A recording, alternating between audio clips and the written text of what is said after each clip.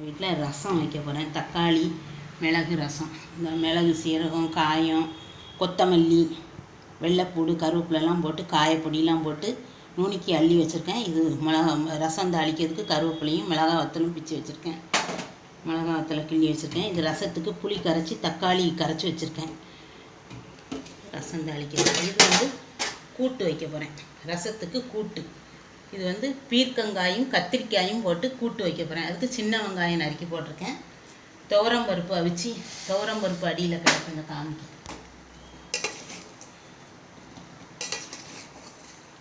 துவரம் பருப்பு காயம் கொஞ்சமாக மஞ்சத்தூள்லாம் போட்டு வேக வச்சு வச்சுருக்கேன். அதில் தான் இந்த பீர்க்கங்காயும் கத்திரிக்காயும் கழுவி அள்ளி போட்டு வச்சுருக்கேன். இது நல்லா வேகட்டும். உப்பு போட்டிருக்கேன். நல்லா வேகட்டும். காய் பருப்பும் தேங்காயும் போட்டு கூட்டு வைக்கிறதுக்கு ரெடி பண்ணுவேன்.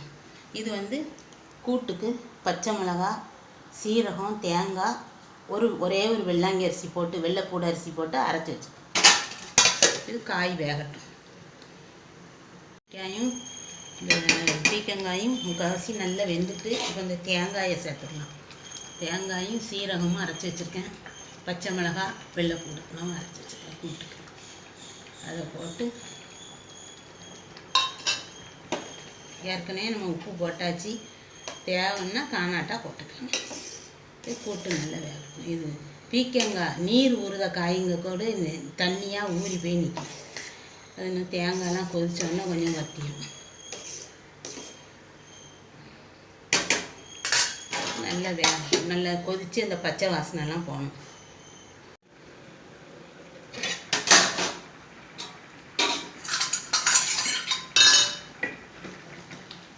கூட்டு நல்லா வெந்துட்டு நல்லா பச்சை வாசனைலாம் போயிட்டு தேங்காய் மிளகாயில் உள்ள பச்சை வாசனைலாம் போயிட்டு அதை இறக்கி வச்சு தாளித்து ஊற்றிக்கலாம்.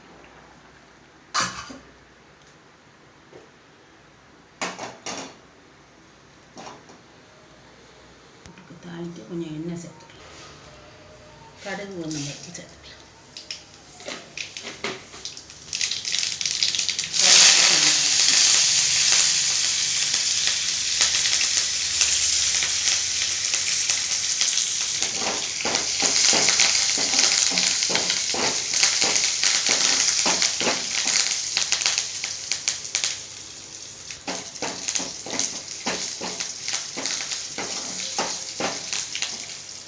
ரெடி ஆகிட்டு கூட்டில்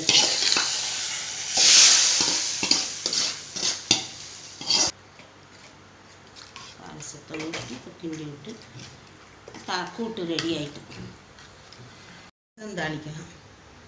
ரசம் தாளிக்கிறதுக்கு இப்போ எண்ணெய் சேர்த்துக்கலாம். ரசத்துக்கு கடுகு ஒன்று வச்சு இந்த வத்தல் மிளகா வத்தல் கிள்ளி வச்சுருக்கேன். ஒரு 4 வத்தல் கிள்ளி வச்சுருக்கேன். இந்த கருவேப்பிலை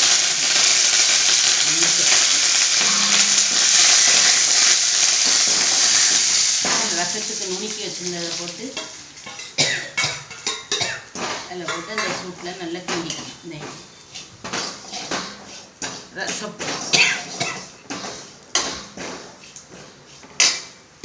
இப்போ ரசத்துக்கு கரைச்சி வச்சுருந்தது புளியும் தக்காளி பழமும் கரைச்சி வச்சுருக்கேன். அதான் அதில் சேர்த்து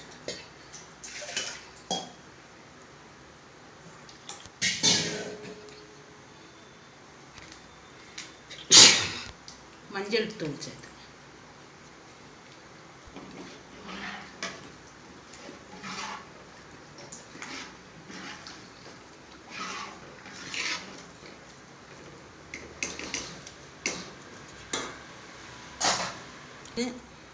சூடு ஏறட்டும். கொதிச்சிடக்கூடாது. நுர கூட்டி வரையில் உப்பு சேர்க்கணும். ரசம் நல்லா நுர கூட்டி கொதிக்கிற ஸ்டேஜ் கொதிக்கக்கூடாது. கொதிக்க விடாமல் நம்ம உப்பு போட்டேன். அதில் இப்போ கொஞ்சம் வெல்லம் வச்சுருக்கேன். ஒரு 2 வெல்லத்தை அதில் சேர்த்துக்கலாம். ரசத்துக்கு